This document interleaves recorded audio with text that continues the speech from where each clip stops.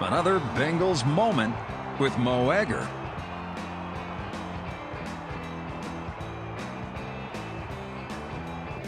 All right, welcome into another Bengals moment on 700WLW.com and ESPN1530.com. We'll get into the Bengals loss yesterday afternoon to the Denver Broncos. In addition, we'll talk about the CBS announcers, and there's something that took place over the weekend that I think some are kind of overreacting to. But first, I need a football.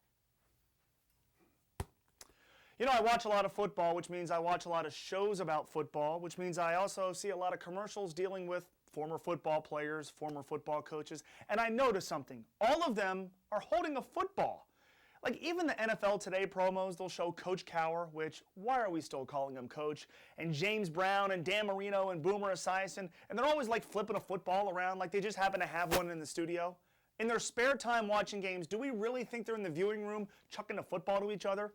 Probably not. Plus, I'm watching a TV commercial. It's Chris Collinsworth, who we all love, and he's selling $95,000 Cadillacs. And for some reason, and I do not understand why, he's holding a football.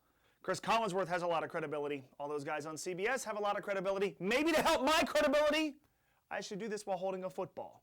Let's start with the bad. Obviously, they lost. In the NFL, no moral victories. You win, you succeed, you lose, you fail. The Bengals yesterday failed. They're 1-1. The defense got shredded early. Frankly, the defense didn't look all that prepared to play, especially on Denver's opening drive. For a team that had only 3 penalties last week against Cleveland, 7 is unacceptable, and for a team with no margin for error, 7's not going to work, especially on the road. They did not run the ball effectively. Cedric Benson, nowhere near as good as he was against Cleveland.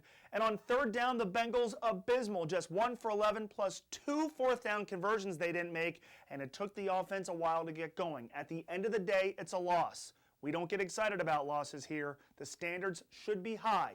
And so we're not going to be all that giddy simply because the Bengals kept it close. But it's hard to feel as deflated as this football on a day like today because of what we saw, namely from Andy Dalton. The way with which he carried himself, even his enthusiasm on the sideline with his teammates.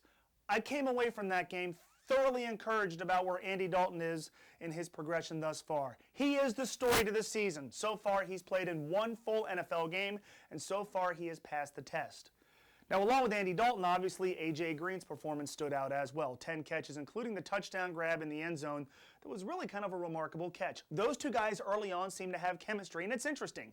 Last year and the year before, and even the year before that, we talked about Carson and Chad, guys that had played together forever, and we always talked about those players not being on the same page. Yesterday, Andy Dalton and A.J. Green looked like they had been playing with each other forever. Kind of refreshing. Kind of refreshing to see yards after the catch. Kind of refreshing to see Andy Dalton throw the ball where it was supposed to be delivered. Now, aside from the game and the result and what Andy Dalton made us feel yesterday, there were the TV announcers on CBS. Now, I know what you're saying. You should have been listening to Dan Hort and Dave Lapham. You're right. Spiro Ditas and Steve Berline were atrocious yesterday, namely on one play, the Andy Green touchdown catch. Obviously, that play should have been reviewed. It was close enough. Fine. All scoring plays are reviewed. But number one, neither of those two guys seem to have any idea how replay works in the NFL. And then Steve Berline kept going and not letting it go. UC fans have an easier time letting Bob Huggins go than Steve Berline does letting that play go. Steve, it's on the board. Move on. Thank you.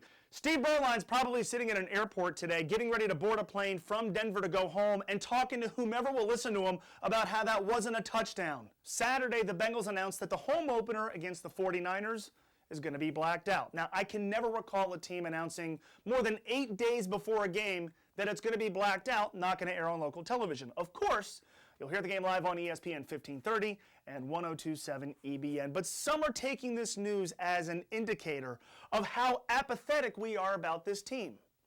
We're not. There are 2 types of investment a fan makes into a team. One is financial, the other is emotional. The emotional investment is more important. Just because you've decided not to buy tickets anymore, just because you've decided not to go to Paul Brown Stadium and sit by drunk people, doesn't mean you don't care about the Bengals. Doesn't mean you're not paying attention.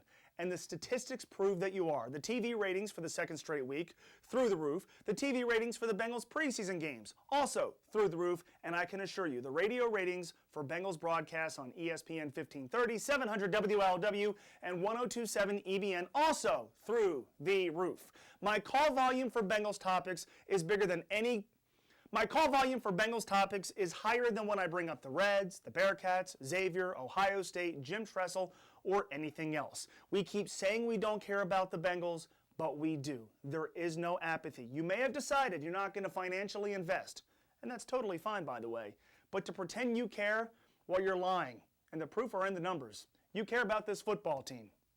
Which is why you watch a Bengals Moment. We'll be back next week on 700 WLW and ESPN1530.com. Shoot me an email, mo@ESPN1530, or send me a tweet at moegger1530.